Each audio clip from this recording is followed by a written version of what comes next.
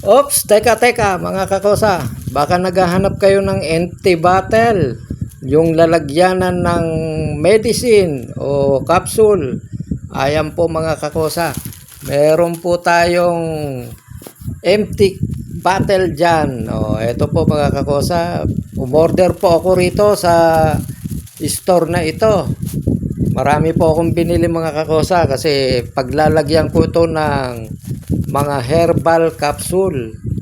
Yung mga serpentina ko, paragis, turmeric, malunggay.